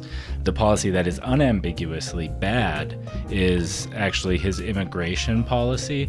It's very strange. He wants to provide a path to citizenship, which, fair enough, that's good, for undocumented people in the United States right now. But he says it should take 18 years because that's how long it takes other American citizens to get their full citizenship rights. Like you're born a baby, takes 18 years to become a full adult. It's a weird way to make that argument, and 18 years is way too long. And he even calls it a tiered permanent residency system on his website, which calls to mind this kind of like underclass of imported workers who don't have full rights and just have some rights. And yeah, they don't have any rights now as undocumented workers, but this is not the right kind of system to bring them in. 18 years is too long, and it's a bad policy. It's a bad immigration policy. So those are 3 more of Yang's policies, 1 good, 1 ambiguous, 1 bad, and that was a last-minute addition to the show. Now we go back to the conversation between Sean and Aaron happening previously. I think the other reason this bothers me is like I've slotted it into this same thing that very online leftists do that bothers me all the time, which is only shitting on good social democratic candidates instead of talking about why they're good social democratic candidates. People do that with Ocasio-Cortez. They do that with Bernie. They do that with anyone you can think of who is not perfect and is in politics as a leftist, which is everyone who's in politics as a leftist. None of them are perfect, especially since there's, dozens of different standards of perfection that they're being measured against by different people. Nobody's ever good enough, and we shouldn't support anybody. This ambiance of hopelessness, and it's all bad and terrible. And I'm like, well, it's actually like Ocasio-Cortez is cool. And like, again, Andrew Yang, not my first pick, but it's pretty fucking cool. And I like a lot of things in his platform, actually. Yeah, and although I'm caucusing with my dear anti-Yang radical friends, like my position, he's not the right choice for the Democratic nominee, and this particular model of basic income needs to be heavily revised. Some of the people I'm caucusing with, their position is that he is a dystopian technocrat, secret plutocrat, destroyer man. Yeah, throwing out coming like, to kill. Look for $1,000 here, like distracting the masses while in the background he's here to implement his secret doom platform that we project into there whatever we want, really. It's fine. Yeah, and I think there's a sliver of truth to that when you're talking about firing 550,000 federal workers based on the recommendations of a management company that you bring in. And if people are like, oh, $1,000, and then they don't think about how are all these policies going to work? Which are the easiest ones to pass? Which are the ones that he's going to find the most support with mainstream parties? Those types of questions I think are important. So there's some truth to that. But like, I hear what you're saying as far as the hyper criticism that's like disproportionate to their actual and it's part of a bigger trend of creating an air of hopelessness when we could take and should take Yang as like a springboard of a type of hopefulness, and as like the discourse has shifted to the point where he's on the table, he's being talked about, there's articles about him, and like if I see an article about him in a newspaper, like I shouldn't be like, oh, he's coming for Bernie. It's more complex than that. It's like, oh, discourse is evolving and more ideas are around, and it's like I usually agree with people's specific criticisms, like Bernie should have done X thing, or like the substance of what's being said in these criticisms, usually I'll agree with. But I just want to get all tone policey and be like, but like you're framing this as if it's devastating, the worst thing in the world. Because like the fallback position is always like, oh, you don't think we should criticize social democratic candidates? We should just take whatever and not push them on things? It's like, no, we should definitely push them on things. But like at the same time as acknowledging that they're good. Especially good politicians who are like proposing taking money from everyone, but especially from rich people and giving it to everyone. but he's not the best candidate in the race. Even though not electing him is going to hurt a lot of people who would be helped by his program. Like if Bernie wins and implements his whole thing versus Yang wins and implements his whole thing, the immediate benefit to a lot of working class people would be better with Yang. I still think the trajectory Bernie would put us on would be better. And I think Bernie's malleable to potentially doing a basic income, potentially doing it better. I mean, Bernie's part of a movement, and Bernie's part of a larger thing that's happening here. Please, what's your nitpick? I need to pick at this nit because this is important. Something you said is so wrong. It's important that I really keyboard warrior out here. It's not wrong. If Yang's full agenda was implemented immediately versus Sanders' full agenda immediately, in this hypothetical scenario, which is already not possible in reality for various reasons. Yeah, Congress exists. Passing laws isn't something presidents can just do. Yeah, it's like, here, $4 trillion. Law. Day one. January 2021. Here's your check. We didn't have to pass any laws. Look for your check in the mail because I won the general. So that's not how it works. But there's also looking at the entirety of the whole agenda on both, not going to happen on either side. I don't think you can just be like, oh, this one would be better for people. There's so many weird things in this platform that we don't know how they'd shape out when it comes to injecting that much money into the economy all at once. Like, I'm not a big, like, raising the minimum wage is going to cause prices to go up guy. I think that's a misleading picture of it. But generally with minimum wage increases, you go like $1 or $2 at a time. Basic income at $1,000 a month would be like giving every minimum wage worker a raise of $6.25 at once, and also extending that raise to everyone at every wage across the entire economy, and giving that much money also to everyone who's not working. So that's a much, much bigger increase of money all at once, like influx of money. So we don't really know what it would look like to fully implement. For sure. And I think I did say this, but like immediately it would be better. Like inflation is not going to happen in 1 second. It's January 2021. Bernie's in. You get free college. Medicare for all is implemented. Green New Deal's happening. There's lots of new jobs, lots of things. Or Andrew Yang, Medicare for all is implemented. College isn't free, but you're all getting $1,000 a month. That's such a mealy-mouthed kind of... I was trying to be as detailed as I could. I just don't know enough details. But sorry, just to be like... Not in the long term, like say 3 months, but immediately. Well, I mean 3 months. I'm not even convinced that it would be a huge problem for inflation. I know Yang has a lot of arguments about why it wouldn't be.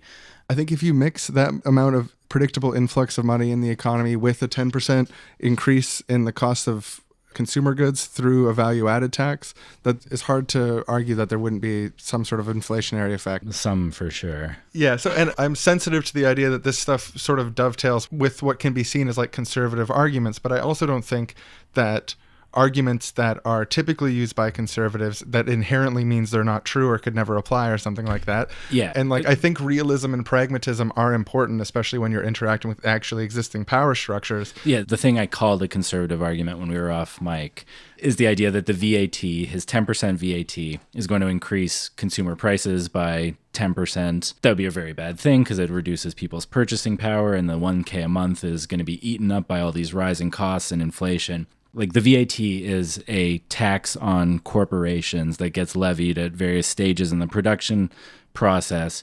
And generally, I think taxes on corporations are good. And I don't usually hear leftists arguing that we shouldn't tax corporations because it's going to raise prices.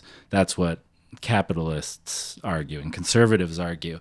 It gets used as this reason to then not raise taxes on corporations, but I think we should raise taxes on corporations. Yeah, a 10% tax on all produced goods, which is what a VAT is, and the way that it's structured is actually pretty sweet, I think, for like picking up revenue from multiple steps of the production process. And yeah, the factory that makes things would pay a tax, the people who are transporting it would pay, like anyone who's adding any value, quote unquote, value added tax.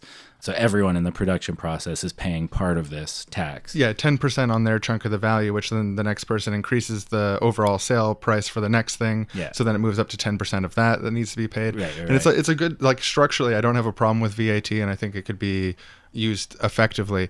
But the reason that I bring that up is because you encounter this argument. And so I've got this class-centered argument about the Bezos 1,000 and using Bezos as synecdoche of all these people who earn over $100,000 a year already, which you'd be paying around $1 trillion to under the... These are just the section of the population that make easily enough money that they don't need. Yeah, so from these are calculations based on census data. It's imperfect, but from what I was able to figure out, the program would give $39 billion to the top 1%, and it would give $1 trillion, maybe a little less, to people who earn more than $100,000 a year. Yeah, the one I kept using was that it would give $3.8 trillion to the bottom 99%, which is a very effective stat as well.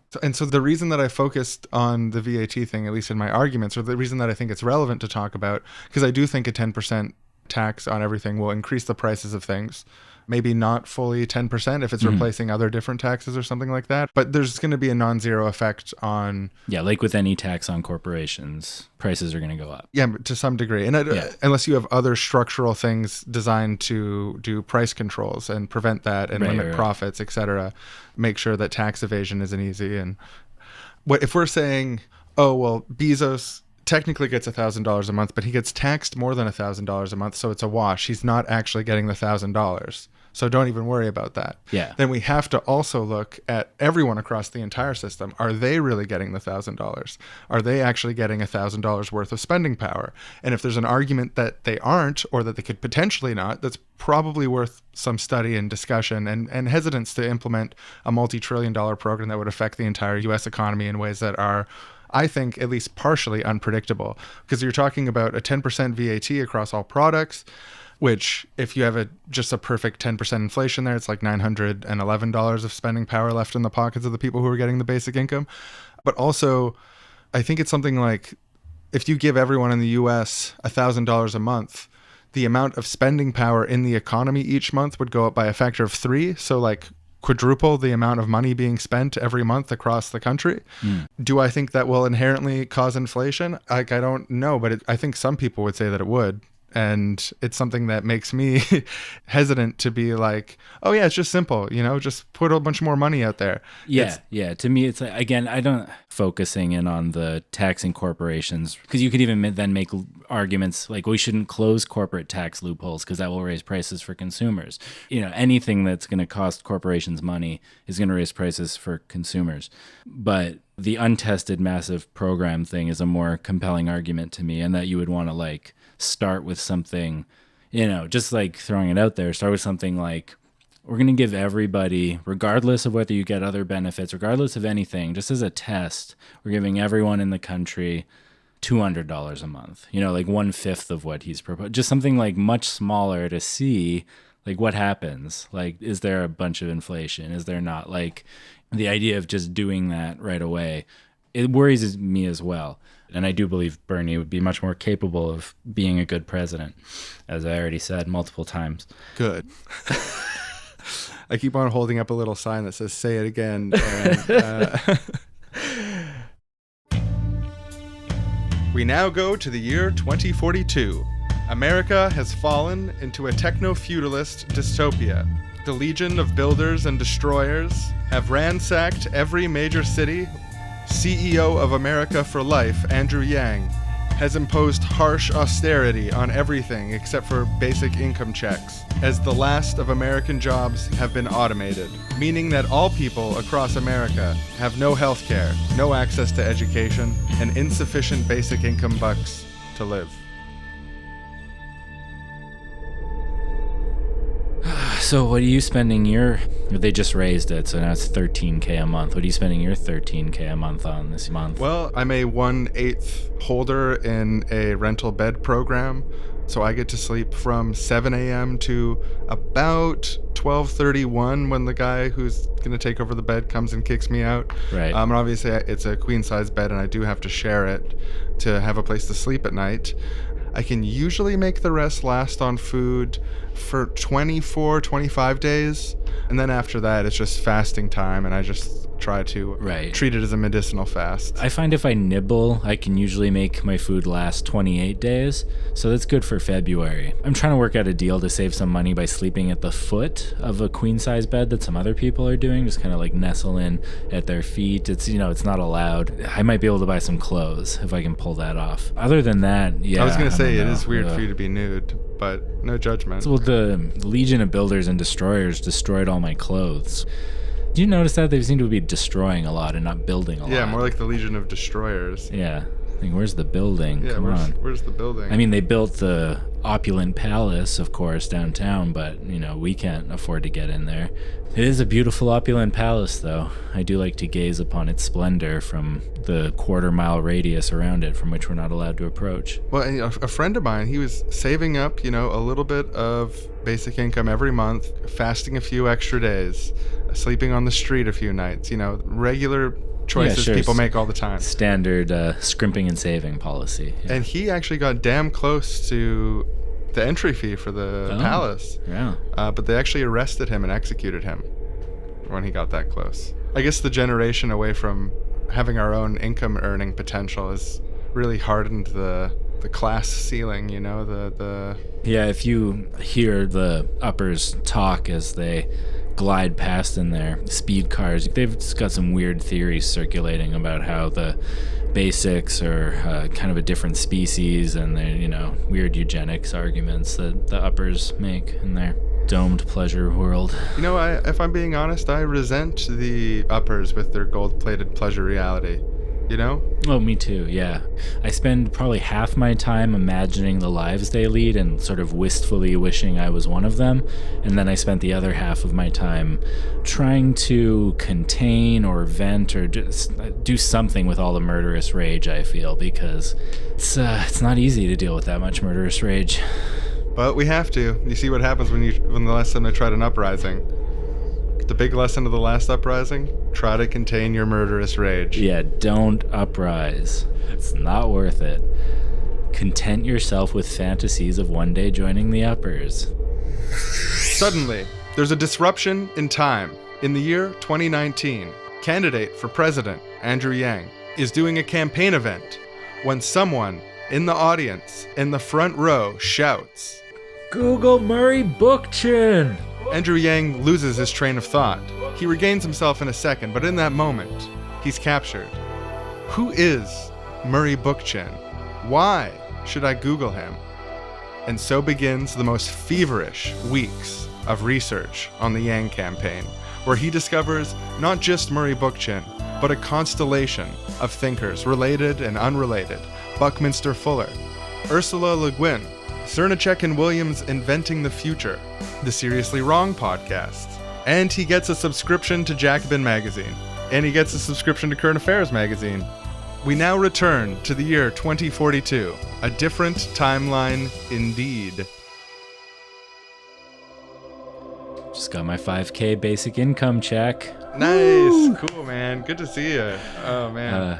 Man, I can't wait to spend 1/5 of this on my rent-controlled apartment and then whatever with the rest. The options are limitless, really. I mean, not limitless. It's 4K, but I got 4K. I got the same thing last month.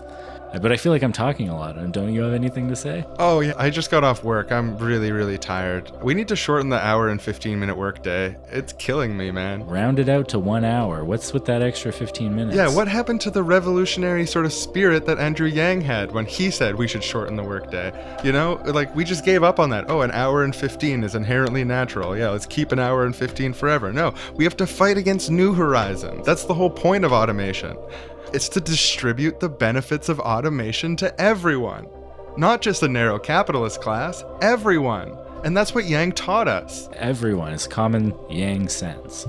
Oh, it's 5:30. We've got about 45 minutes if you want to swing by the free communal luxury restaurant before we head up to the directly democratic neighborhood assembly. Absolutely. I'd love a big bowl of soup. No, this is a luxury restaurant, man. I'm not talking about, when Andrew Yang installed a third pipe next to hot water and cold water that gave fresh, delicious soup, I was thrilled too. But you don't have to just eat that every day. You can actually go to the communal restaurant and get fine dining. Oh, I love the soup no, I too. wasn't talking about the universal basic soup. I was talking about the fancy, wonderful soups that you can get at the restaurant in smaller quantities given. Like, you can't have as much as you want, but it is a pretty big bowl. I guess maybe saying big bowl confused with the basic soup, but yeah, because when you said big bowl, I was like, at the restaurant they give out actually more medium-sized bowls, not the big bowl of universal basic soup you'd have at home. But that clarification really helps. do you want to take the free high-speed rail service there? The Legion of Builders and I guess Destroyers, so they don't seem to be destroying much anymore, but the Legion of Builders just put a new stop in just half a block away, so we'll get to the restaurant in no time. Sweet, yeah, let's catch the Eco Rail. You have any vacations planned for this month? I think I might have 2, but I was thinking of a 3rd. Whoa, 3 vacations 1 month.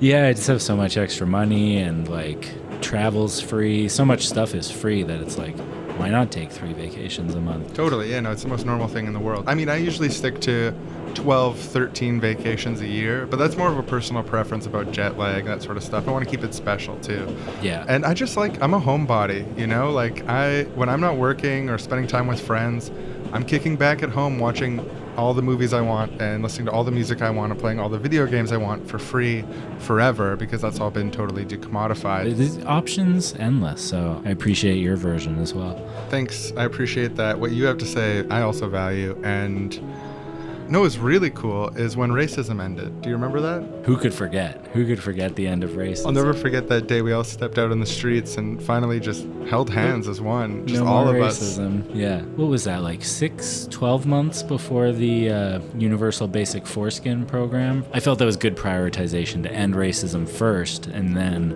move on to the UBF, Universal Basic Foreskin. I totally agree. Yeah. It was the right call to end racism first. I really agree. That's if I had to pick one up. Yeah. End racism for sure. Yeah. Mm-hmm. That's why I voted for Yang. That's why I voted for Yang. It's because I knew I could get both. I could get it all. I read the whole platform. Wonderful future we live in. And so, for the following generations, a regular procession of new, democratically elected presidents increased the ethics and rationality of the society, moving ever towards a more democratic and participatory ecological society which takes care of all and gives all opportunity, moving closer and closer to an ever-receding horizon, that horizon called Utopia. The end? Out of the whole Democratic field, Yang's probably number 3 for me. But it's not a ranked ballot. It's winner take all. Yeah. I don't know enough Blood about sport. all the Democrats, but Yang and Bernie, the only two, have really even caught my eye. I'm assuming there's some good things. Elizabeth Warren's break up the social media companies thing's an interesting. Yeah, and wealth tax. Wealth tax. Yeah, that would be way better than VAT. No, obviously, it wouldn't fund the $4 trillion proposal, but For what little it's worth, I think that people should vote Bernie in the primaries and not vote for Andrew Yang. I think Andrew Yang should run with the Republican Party after the collapse. yeah, I would love it if the Republican Party became the human-centered capitalism party and the Democratic Party became like the AOC Bernie Democratic Socialist Party. Yeah, that's the history that I prefer. That's for sure. one of the futures we want to head towards.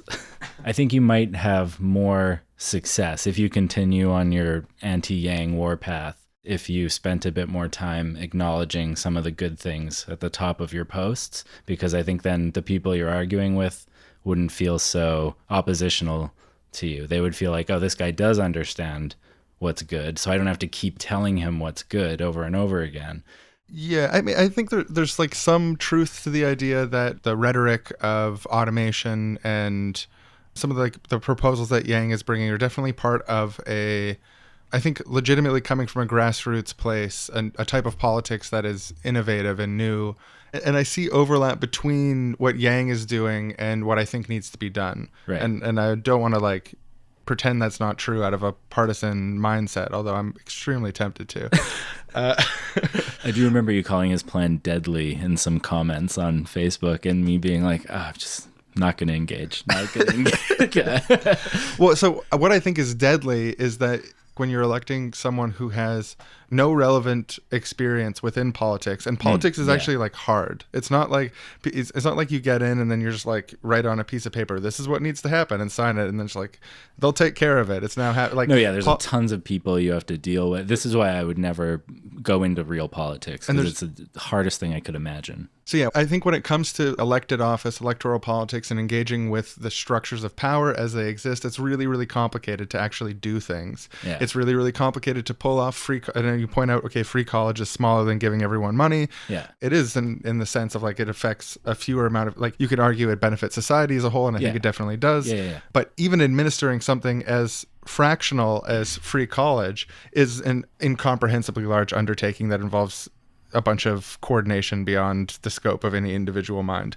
What I call deadly in the heat of the comment section is the idea that someone could be elected that would promise more than they can deliver and sour people on the idea of big promises which are deliverable. So yeah, I mean, and it's a good point. He's like, oh, he's a private sector guy who thinks he can just step into government and be this revolutionary. We're going to cut the size of government and then do so much innovation that government's going to work so good.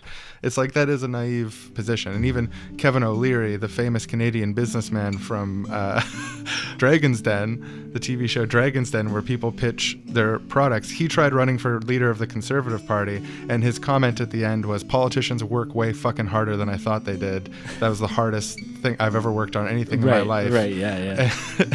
And I barely even noticed he was running. Like, he put in all that work, and like, without you mentioning it to me at the time, I probably wouldn't even have known that he ran for the Conservative Party leadership. How much do you know about the Canadian election coming up? Trudeau just had a scandal where he was... Oh God, I know what this scandal is.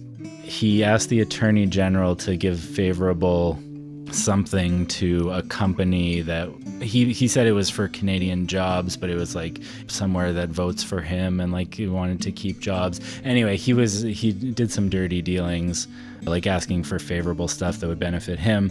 So that's a whole big thing. Andrew Scheer, don't know much about him. He's the Conservative leader. He spoke at an event that Faith Goldie spoke at recently. I saw that headline. People are ringing him up about that. Jagmeet Singh, leader of the NDP currently. The only thing I know about him is that part of his platform, or things that he's talked about in the past, is decriminalizing all drugs, which I love. And NDP is pretty good. And the election's going to happen in October. Yeah, that's about what I know. Yeah, we're a Canadian show, you know? Let's talk about this on the way out. There's a basic income connection. Didn't the Liberals say at one point, Justin Trudeau's party, that they were going to look into a basic income, or like there was going to be a committee to look into a committee or something? So yeah, the Liberal Party of Ontario did a basic income pilot, but then after Kathleen Wynne, the Premier of Ontario under the Liberals, was pushed out of office by Doug Ford, who's sort of like our most populist premier right now. Yeah, if anyone remembers the crack-smoking Toronto mayor, was it Rob Ford? Rob Ford, who died. He died, didn't he? He did, yeah. Not from crack, but after the crack, and part of the same lifestyle that led to him smoking crack on video as a mayor. So his brother, who's like a populist right-wing guy. He ran on a platform, among other things, a buck of beer. Bring back a buck of beer. Really? Yeah. Can of beer, $1. Buck of beer. That's a great it's platform. Brilliant. Yeah. It's fucking brilliant. When I read that, I knew he was going to win. Yeah. It was like... It's dumb policy, but it's smart campaigning. So the Liberal in basic income, Kathleen Wynne. That's what so that got scrapped by Doug Ford, and the Liberal General Party membership voted in favor of basic income at a conference. So it's like party policy according to the membership. It's never been implemented federally. Right, that was what I was thinking of. Provincially in BC, we've got an NDP government that's propped up by 3 Green seats, and part of their agreement together to have them prop up the NDP was that there would be a basic income pilot in BC. I'm not sure where it's at exactly in its funding and scope and stuff like that, but it's something that is being worked on, I know. Mm-hmm. And federally, there was recently a leadership race where Jagmeet Singh won. He's the first leader who is a person of color in Canada. He's a turban-wearing Sikh man, and he's a pretty good socialist overall. One of the people that he ran against for leadership was Guy Caron, who's from Quebec, and He ran on a platform of basic income, a specifically leftist version of basic income. And part of his argument was like, we need to claim basic income on the left. And Guy Caron's fucking dope. He also called for reducing the length of the workday to 7 hours. And he also floated the idea of nationalizing SNC-Lavalin, which is like the company that Trudeau did the dickery around with the Attorney General. Yeah. And he was like, well, one thing we could do is nationalize, because they're like sort of a too big to fail company, and the engineering firm that works a lot with the government.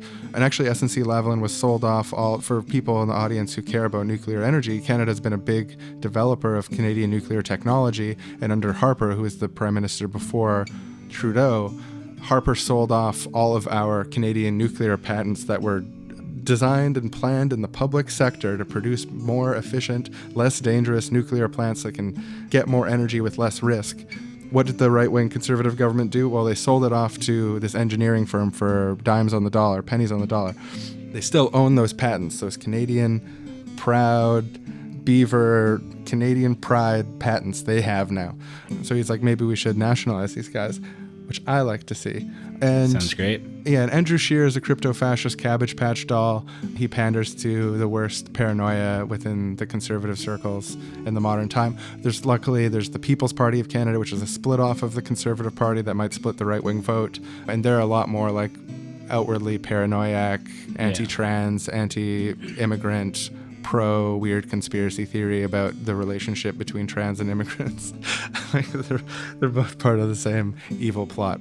So now you know, for our American listeners and even probably some Canadian listeners, now you know that's where we're at in Canadian politics. Who I'm cheering for personally, I'd really like to see Jagmeet Singh win. People say it's a long shot, but the NDP recently was in opposition before Trudeau was elected, and there's a lot of desire for bold plans like a Green New Deal. You know, they talked about a childcare program, legalizing all drugs. I think there's an appetite for it, and I think that Jagmeet could win. Yeah, so anyways, Canadian politics. Anytime you catch the word Grandpa Bernie in my mouth, you need to remind me to say 3 Jagmeets. And I do think that, like, we on the left do need to claim basic income. Like, I'm glad that basic income is being discussed because of Andrew Yang. And I'm also glad that Andrew Yang is flawed the way he is, because he's going to start the perfect conversation about the 2 basic incomes before us. There's a basic income that perpetuates the problems in the system, and a basic income that more deeply alleviates the problems in the system and gets strongly to the point. And I think a good barometer for that is, where are you in society and how much more money do you get from it? Like the idea that you're only going to get $150 of basic income if you're on benefits in a certain way. Yeah. And then who's over there counting that money? Who is that? Oh, it's Jeff Bezos. He's counting the full 1,000. He takes time out of his month every month to be like, oh, my basic income, $1,000. $1 bills. 1, 2. Oh, that's all of it. Yeah, they sent the whole check this time.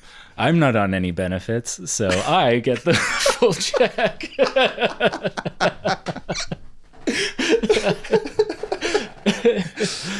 Thank you for listening, everybody. This has been the Seriously Wrong podcast. We are the Wrong Boys. And that's our stance on basic income, which is an important and necessary thing that we absolutely need to fight for and continue to keep in our thoughts and prayers. We need to definitely participate in really long comment threads arguing about the details, the minutiae of basic income, to make sure that when we pull it off, that we get it exactly right.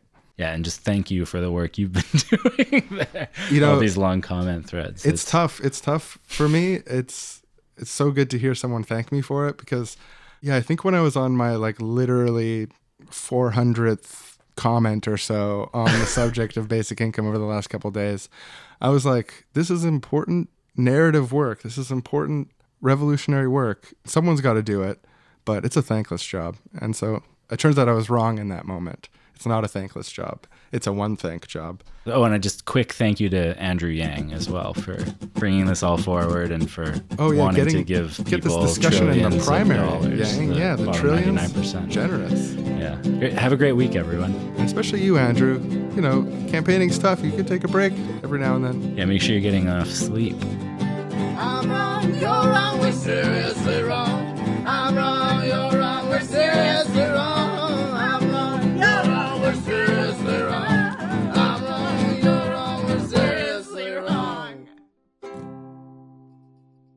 Next time on Andrew Yang's Utopian Future, Trouble in Paradise? Mr. Yang! Yes, what is it? There's a constitutional crisis. The American people have elected someone who has been elected with ill intent. We need you to help set things straight, sir. You're the most beloved president of all time. You have to come out of retirement. You have to save America one more time. There was a time when I would have found your offer very tempting. But with all the positive changes I've seen in American society since I was elected, I think America's got this. I don't think they need me. I don't think I'm some kind of hero uniquely capable of solving this problem. I think the American people have the tools, the resources, and the spirit to solve this problem without me. There's a immune system to this kind of stuff, and I believe that the system's resilient, the people are resilient, and they'll make it through this without me. I can't be there to save America every time it needs it. I did it once, and now I open my hands and I leave the world to the wind. This is a young person's fight. 10,000 miles away, a young boy, at only his second directly democratic confederated neighborhood assembly, takes the stand to deliver a rousing speech. The rousing speech that many say would lead him to the presidency, the youngest president in the history of the United States at just 13 years old. This boy, Donald Trump Jr., direct descendant of President Donald J. Trump, becomes the de facto leader of the resistance and later goes on to become known as the greatest president in American history. A true utopian. Next time on Donald Trump Jr. Mr. President, sir, I know you're the youngest president in history, but there's new laws that involve the specific struggles of 18 to 34-year-olds. Are you up to the challenge? I'm just 13 years old, but I reject the idea that 13-year-olds can't pass policy for 18 to 34-year-olds. My God, Donald Trump Jr. You are proof that our genes alone do not define us. You're the greatest socialist in all of human history. Oh, thanks. Yeah, my great-great-great-great-grandpa, huge loser. And totally. People love that when I say that, so I'd say it a lot. It's a good But bit. I also have substance to my policies, which I think helps as well. But you can get some easy points on your grandpa there, too. Yeah, people That's love just it good when politicking. you bash your great-great-great-great-grandpa. Yeah, for example, my great-great-great-great-grandpa was a real piece of shit. Yeah, classic bit. The old great-great-great-great-grandpa banding. Just common comedy in our world. Yeah, I feel like I really set the stage for that. Not to take all the credit for it, but a lot of people's great-great-great-great-grandpas were pieces of shit. It's kind of march of time and progress. It's a common experience people have.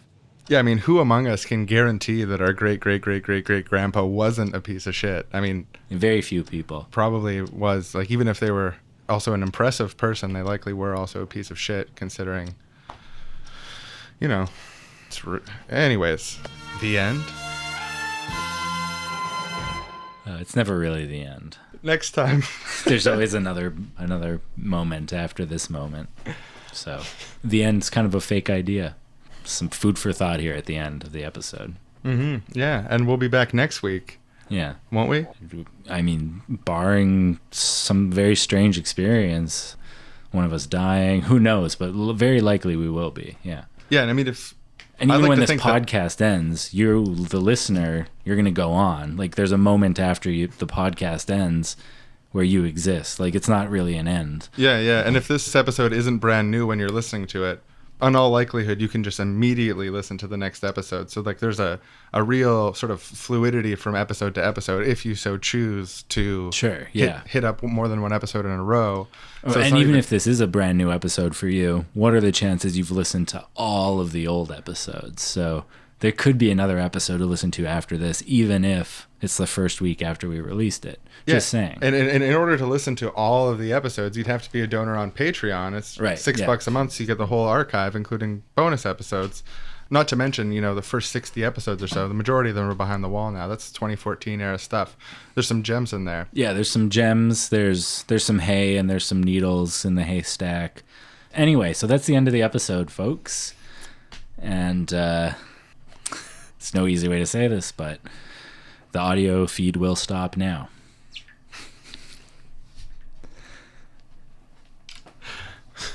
So yeah, I guess that is the next time.